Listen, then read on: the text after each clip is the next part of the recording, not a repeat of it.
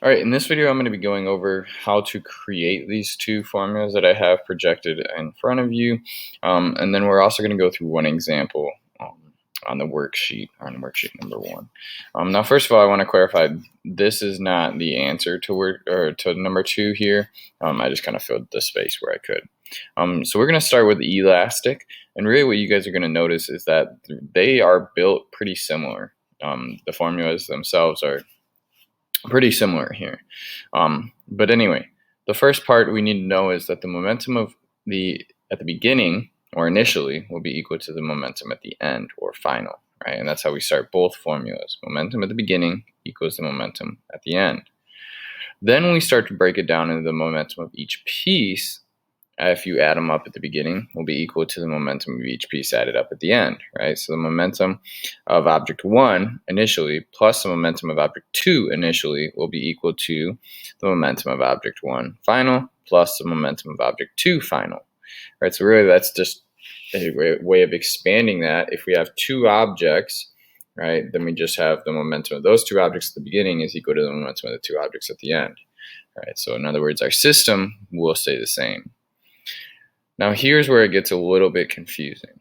So what I'm going to do is I'm going to use our knowledge that P equals mv, or momentum equals mass times velocity.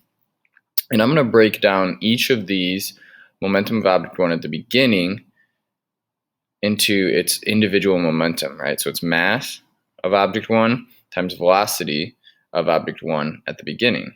So same thing here. I'm putting in the formula P equals mv inside this, and I'm substituting in mv every time I see momentum. So the momentum of object two initially is really its mass of object two times the velocity of object two at the beginning or initially. Same thing here with the final. Momentum of object one final is equal to the the mass of object one times the velocity of object one at the end. And then mass two times velocity two final is our momentum of object two at the end. Really, our inelastic collision equation is the exact same thing, but in this case, remember, their velocity finals will be the same because they're stuck together, right? In elastic, they stick together.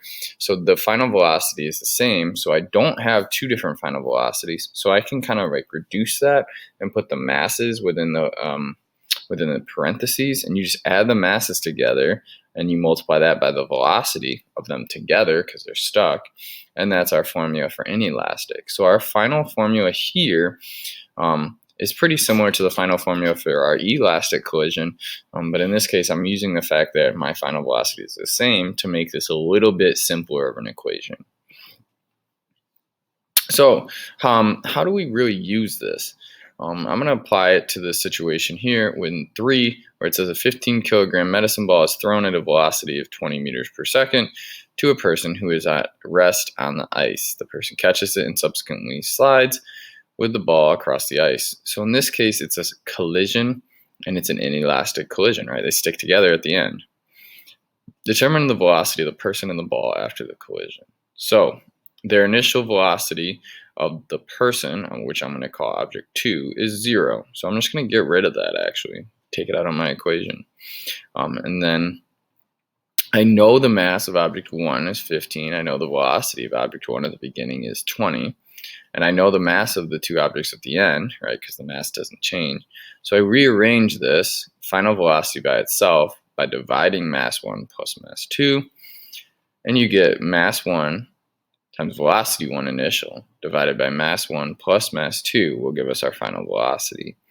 Plug your numbers in, you get final velocity is equal to 15 times 20, which is 300, divided by 15 plus 60, which is 75. So you do 30 divided by 75, and you get 4 meters per second. So this one, I had to rearrange the equation. That's going to be the most difficult part for a lot of you guys, but please do what they did here, where they're listing out the variables: mass of object 1, mass of object 2, velocity at the beginning, velocity at the end, etc., etc. And please let me know if you guys are having any trouble rearranging the equations, and please let me know if you guys have any questions as you go through 4, 5, 6, 7, and 1 and 2. Have a good day, guys.